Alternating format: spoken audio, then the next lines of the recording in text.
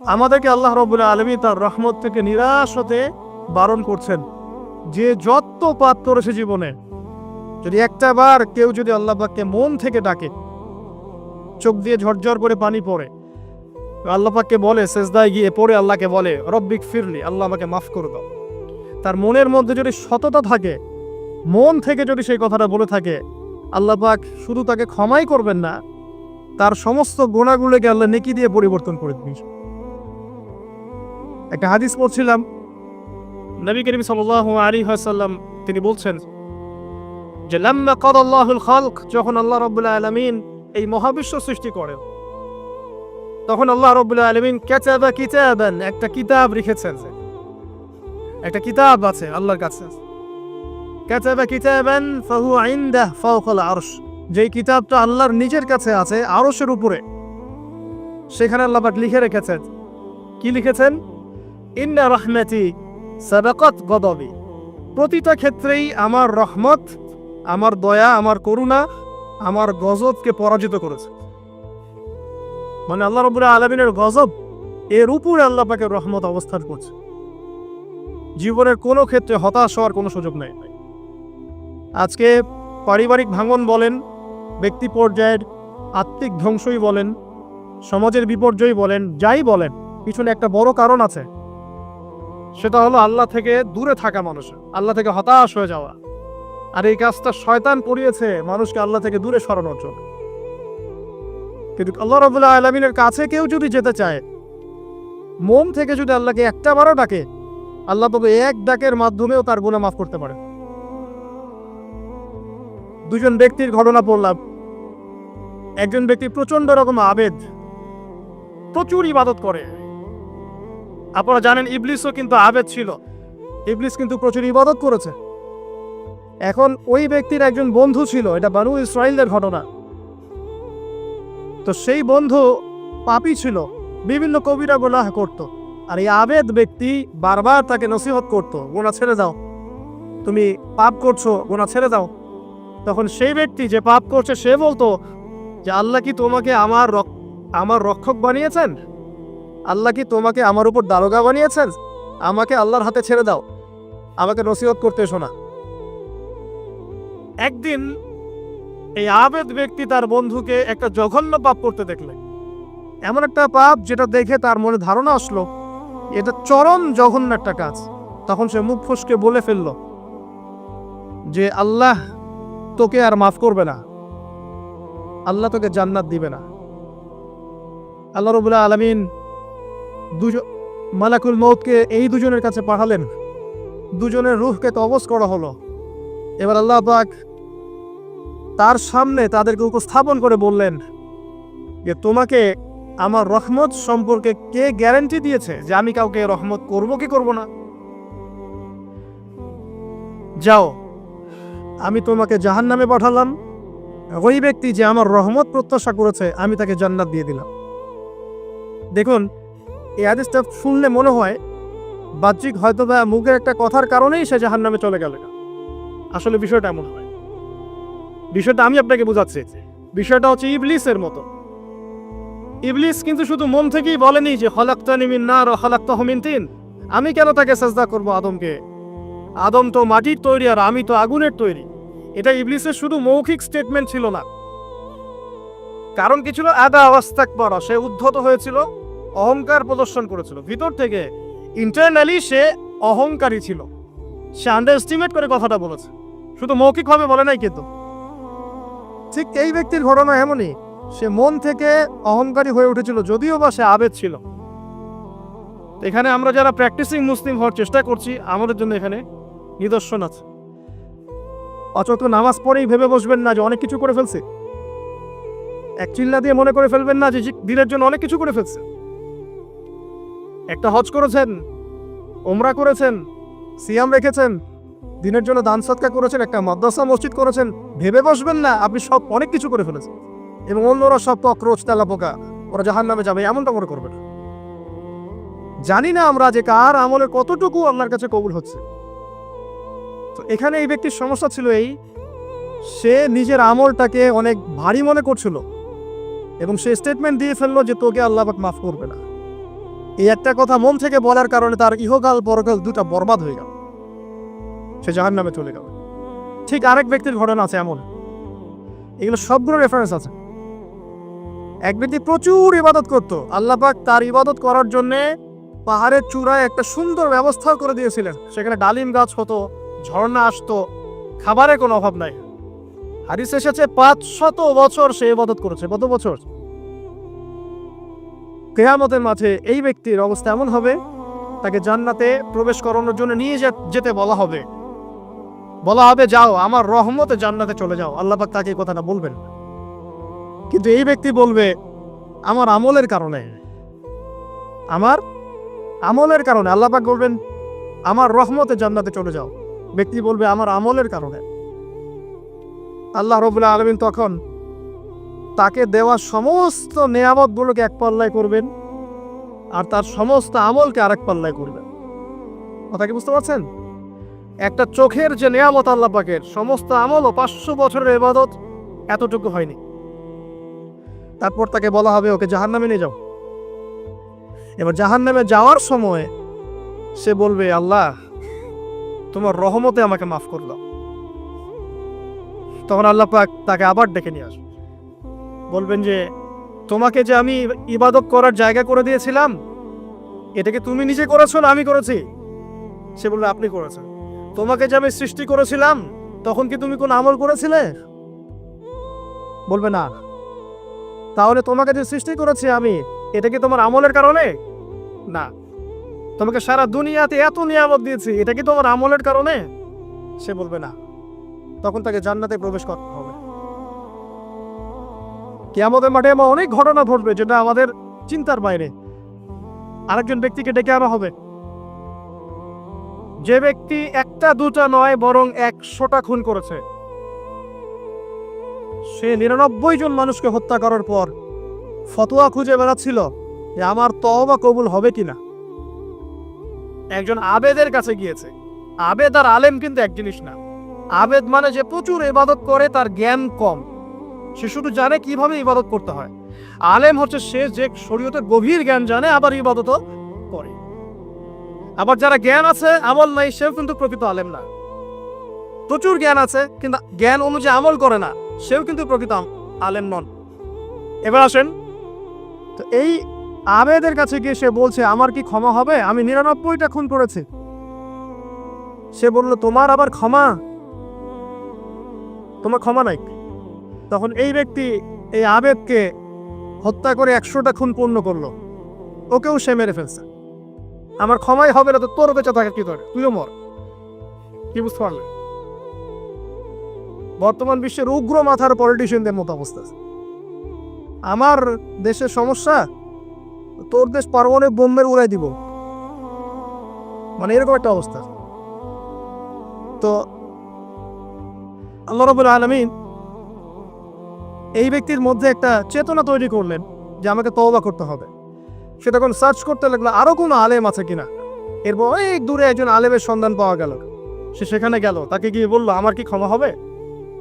সে আলেম তাকে বলল হ্যাঁ তোমারও ক্ষমা হতে পারে, যাও তুমি ইস্তেগফার করো এবং এই এলাকা থেকে অন্য এলাকায় চলে যাও। মানে যে এলাকায় তুমি অনেকদিন ছিলে, যেখানে তুমি অনেক পাপ কাজ করেছো, এখানে থাকার দরকার নাই।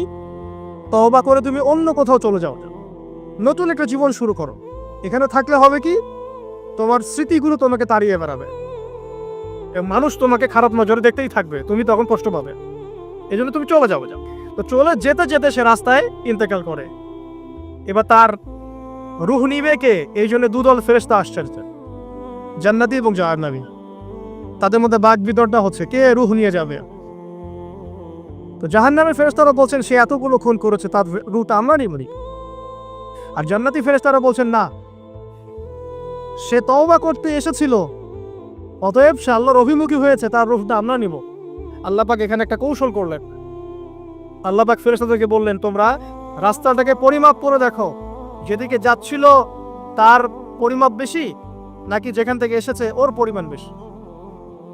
আল্লাহ পাক জমিনকে আদেশ করলেন হে জমিন তুমি প্রশস্ত হয়ে যাও। এবার পরিমাপ করে দেখা গেল সে তওবার দিকে আসছিল, এর পরিমাণটা বেশি। এই একটা কাজের ওসিলা আল্লাহ পাক তাকে মাফ করে দিলেন। মনে রাখবেন, এটা মৌখিক বিষয় ছিল না, সে মন থেকে, ভিতর থেকে কিন্তু সে আল্লাহর প্রতি অনুগত হয়েছিল। এই মনের বিষয়টা আল্লাহ ছাড়া কেউ জানে না। আপনি দেখতে পারেন সমাজে অনেকে দাড়ি, টুপি, পাগড়ি, জুব্বা সব লাগিয়ে ঘুরছে, তো বিশ্বাস করেন তাদের মনটা এমনও হতে পারে যে জানোয়ারের চেয়েও কুৎসিত, তেমনও হতে পারে। আবার আপনি দেখবেন সমাজে এমন অনেক মানুষ ঘুরছে যারা হয়তো অনেক পাপে লিপ্ত মনে হচ্ছে, কিন্তু মনের মধ্যে সততা আছে।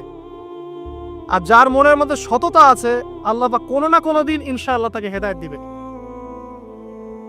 এটা আমরা আমাদের অভিজ্ঞতা থেকেও দেখেছি। এমন অনেক মানুষকে আমরা দেখেছি যে ড্রাগ অ্যাডিক্টেড ছিল, মিউজিক করেছে,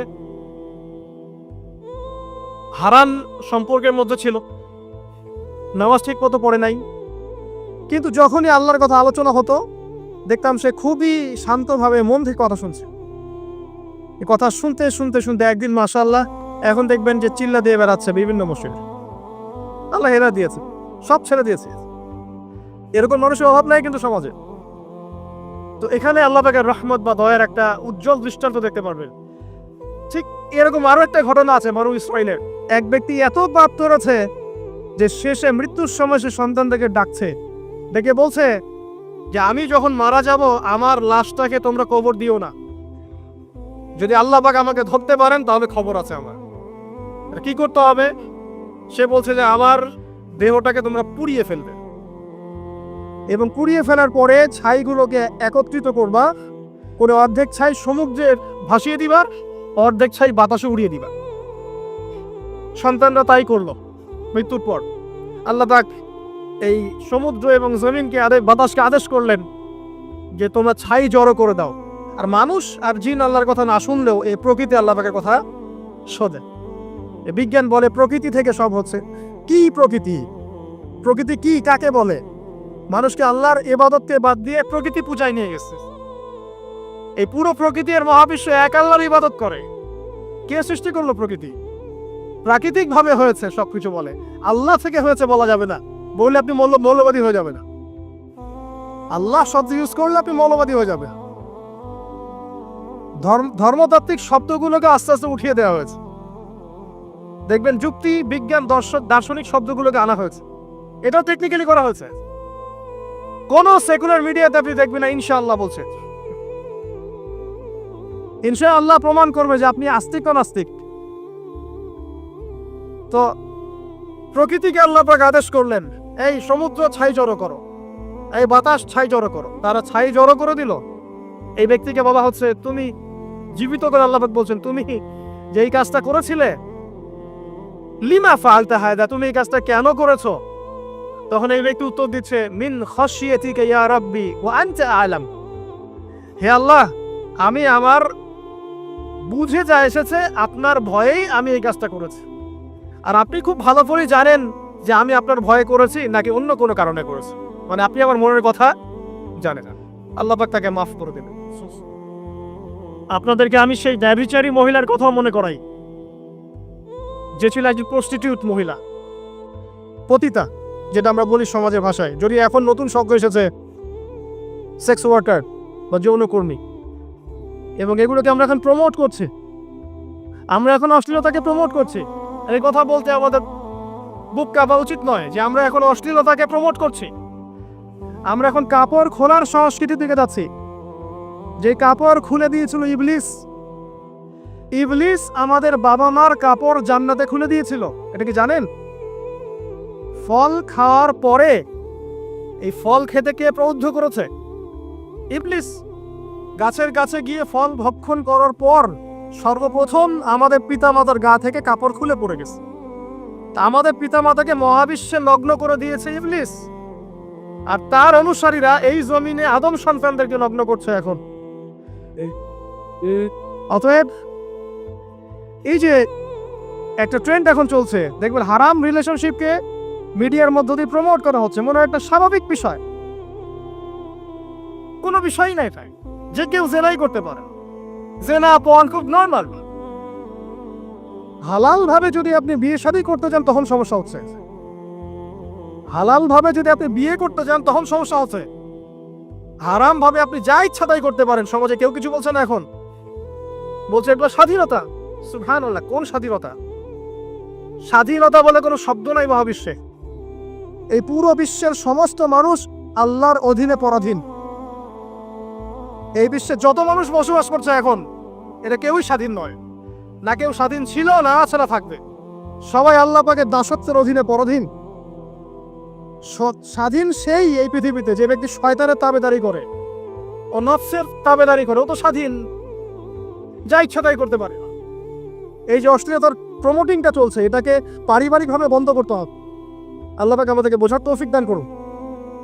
এগুলো যত বাড়বে সমাজে মহামারী আসবে, দেখে নিয়ে মহামারী আসবে, দুর্ভিক্ষ আসবে, সমাজে এমন সব রোগ ব্যাধির জন্ম হবে যেগুলো নামও শোনে নেই মানুষ কখন, এবং সামনে ভূমিধস অপেক্ষা করছে, এগুলো আসবে। যাই হোক, ওই মহিলা, যে ব্যক্তি একজন যৌনকর্মী ছিল, বা যেটা আমরা বলি ব্যভিচারিণী মহিলা ছিল, একটা কুকুরকে দেখেছে সে পানি পান করার জন্য তৃষ্ণার্ত, সে এটাতে মায়া করে দয়া করে তার মোজাটাকে নামিয়ে এই কূপ থেকে পানি উঠিয়ে কুকুরকে পান করিয়েছে। এই একটা কাজের বদৌলতে আল্লাহ রাব্বুল আলামিন এই ব্যভিচারী মহিলাকে মাফ করে জান্নাত দিয়ে দিয়েছে। হাদিসে এটাও এসেছে, নবী সাল্লাল্লাহু আলাইহি ওয়াসাল্লাম বলেছেন, ইরহামু মান ফিল আরদ, তোমরা সবাই জমিনবাসীর প্রতি রহম করো। জমিনে মুসলিমই থাকতে হবে, তাদের প্রতি রহম করতে হবে এমন নয়, জমিনবাসী যারাই আছে সবার প্রতি রহম করো, জাতি ধর্ম বর্ণ নির্বিশেষে। এমনকি পশু পাখির প্রতিও দয়া করো।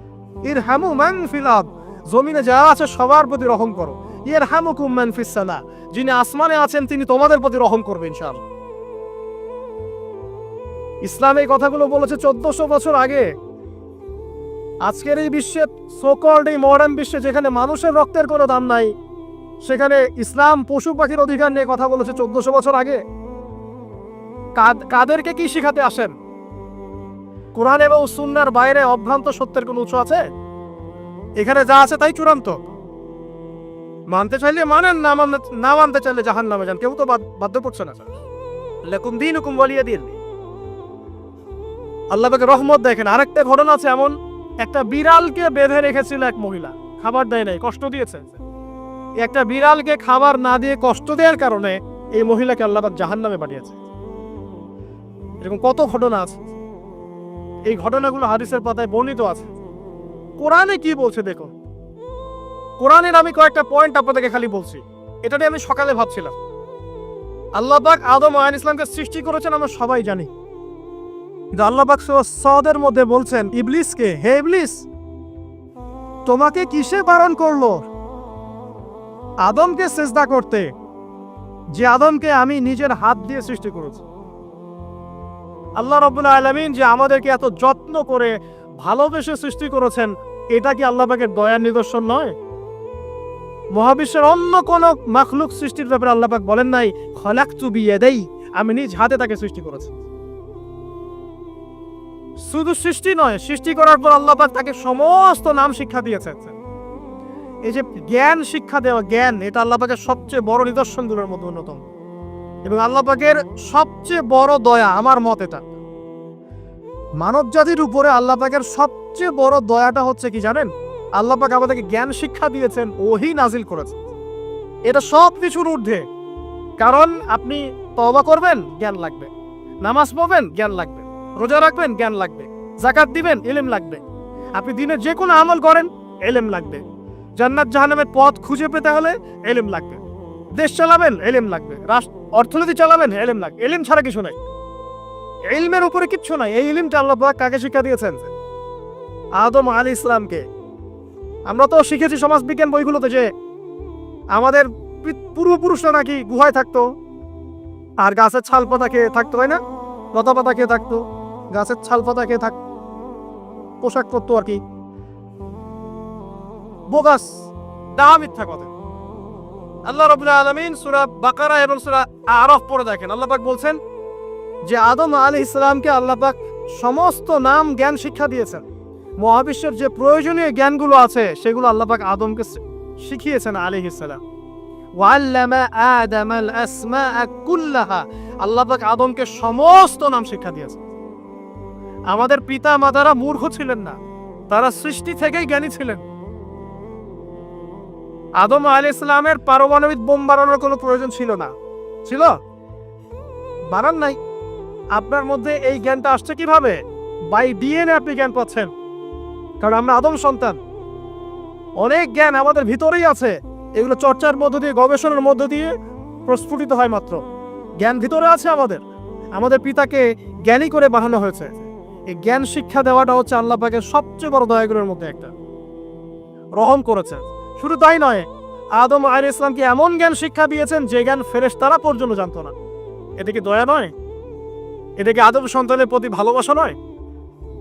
তার করে সেজদা করিয়েছেন। মহাবিশ্বে অন্য কাউকে কি সেজদা করানো হয়েছে?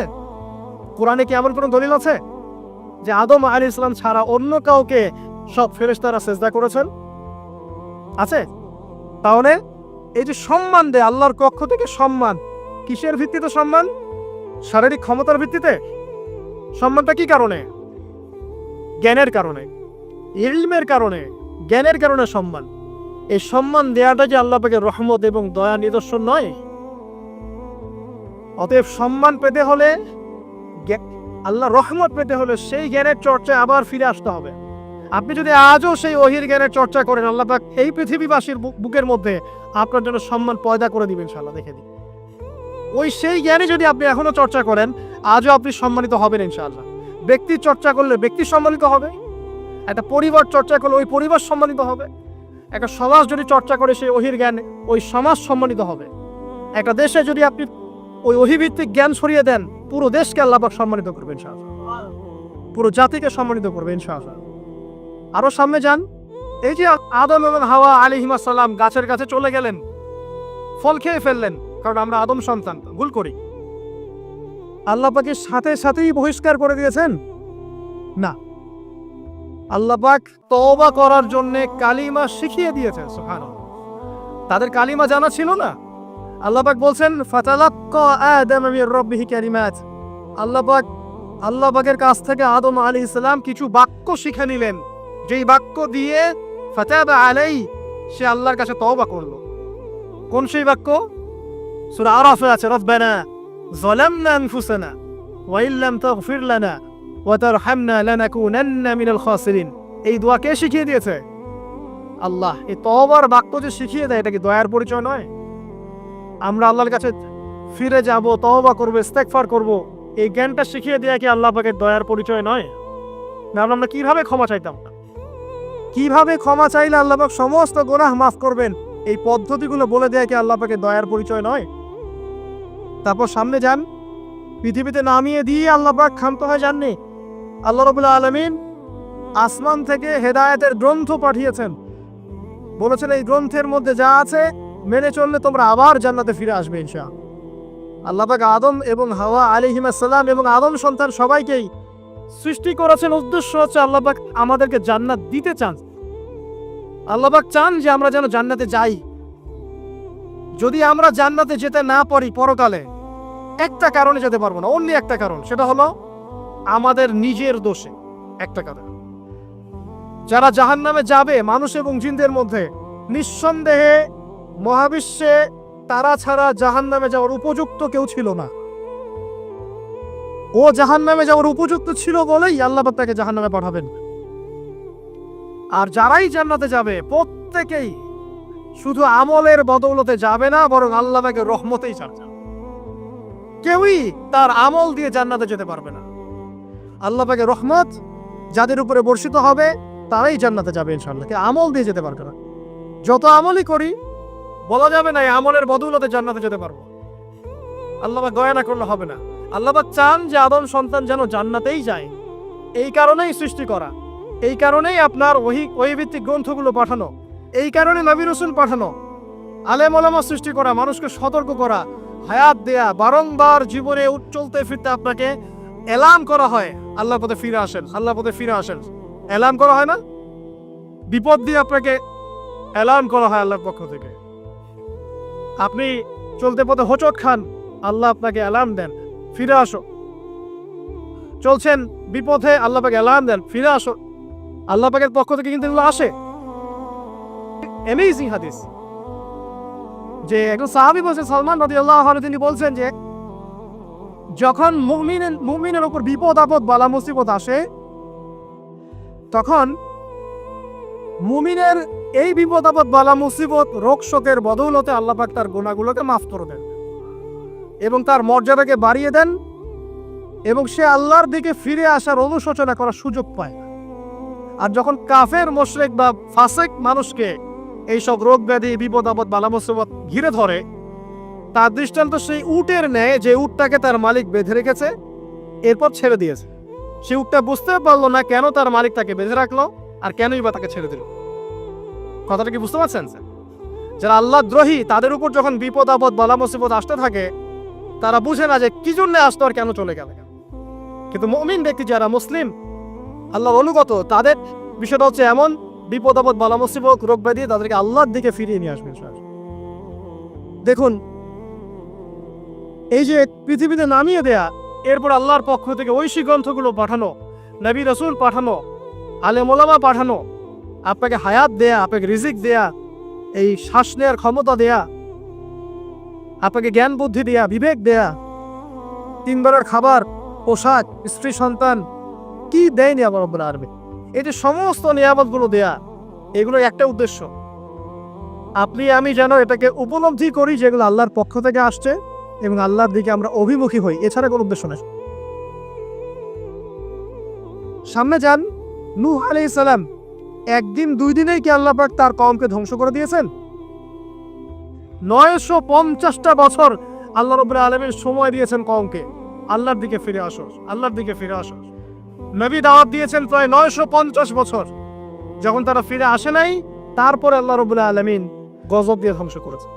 কারণ আমি বলেছি একটা কথা, আল্লাহ পাক শুধু রহমানুর রহিমই নন, বরং তিনি কিন্তু কঠোর শাস্তিদাতা, শাদীদুল ইকাব বট। সামনে আরো যান, ইব্রাহিম আলাইহিস সালাম একা একটা মানুষ নমরুদের সাথে ফাইট করছেন, আগুনে ফেলেই দিল, সে আগুনকে আল্লাহ পাক ঠান্ডা করে ফেললেন। এটা কি আল্লাহ পাকের দয়া নয়? তার সন্তান ইসমাইলের কুরবানিটা দেখেন,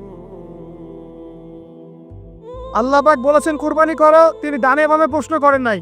আমরা হলে প্রশ্ন করতাম কেন করব, শিশু সন্তান নিষ্পাপ, এটার কোনো যুক্তি আছে কিনা, লজিক আছে কিনা। তিনি কোনো লজিক দেখতে যাননি, আল্লাহ পাক বলেছেন করেছে। আল্লাহ রাব্বুল আলামিন তার এই ঘটনাটাকে তো সম্মানিত করলেনই, কিয়ামত পর্যন্ত কিন্তু এই ঘটনা মানুষ স্মরণ করবে। দয়া দেখেন, তার সন্তানের খাবার নাই, পানিও নাই, অলৌকিকভাবে আল্লাহ রাব্বুল আলামিন জামজাম কূপ সৃষ্টি করলেন, কিয়ামত পর্যন্ত থাকবে ইনশাআল্লাহ। দয়া নাই? এই কূপটা দেখলেই তো মুসলিম হওয়া যায়, এই জামজাম কূপটা দেখলেই তো মুসলিম হয়ে যাওয়া উচিত মানুষের। কোত্থেকে আসলো এই কূপ, এই পানির এত বৈশিষ্ট্য কেন, কখনো শেষ হচ্ছে না কেন, এটা নিয়ে ভাবলেই তো মুসলিম হওয়া যায়। হবে না, কারণ কি? আদা ওয়াস্তাকবার, উদ্ধত হয়েছে, অহংকার প্রদর্শন করছে। অহংকার মানে এই নয় যে আপনি সুন্দর জামা পরছেন, আপনি সুন্দর কাপড় পরছেন, আপনি ভালো একটা বাড়ি করেছেন, এটা অহংকারের পরিচয় নয়। বরং অহংকারের পরিচয় হচ্ছে মাতারুল হাক্কি ওয়া গামতুন নাস, সত্য জিনিস যেটা স্পষ্ট এটাকে অস্বীকার করা আর অন্য মানুষকে ছোট করা, তুচ্ছ তাচ্ছিল্য করা, এই হলো অহংকারের পরিচয়। ইউনুস নবী কথা মনে আছে আপনাদের? ওই যে মাছের পেটের মধ্যে 3 দিন 3 রাত ঘুরছে আর ঘুরছে, একজন নবী হয়ে তাকে এই অবস্থা ফেস করতে হচ্ছে। এক পর্যায়ে তিনি বুঝতে পারছেন যে আমার কিছু একটা তো ভুল হয়েছে। আল্লাহর কাছে হাত তুলে দোয়া করলেন, লা ইলাহা ইল্লা আনতা সুবহানাকা ইন্নী কুনতু মিনাজ জালিমিন। দোয়ার পড়ার সাথে সাথে আল্লাহ পাক বললেন, যাও মাছ তুমি রেখে চলে আসো। এটা কি দয়ার নিদর্শন নয়?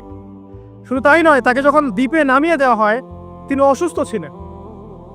আল্লাহ পাক সূরা সাফফাতের মধ্যে বলেছেন যে আমি তার পাশে লাউ গাছ উৎপন্ন করলাম। কোন গাছ? খেতে পারেন, এর শাক এবং এই যে ফল, এটার মধ্যে নিঃসন্দেহে এমন এমন কিছু উপাদান আছে যেটা হয়তো আমরা জানিও না, আবিষ্কার করা হয়নি। তিনি সুস্থ হয়ে গেলেন, আলহামদুলিল্লাহ।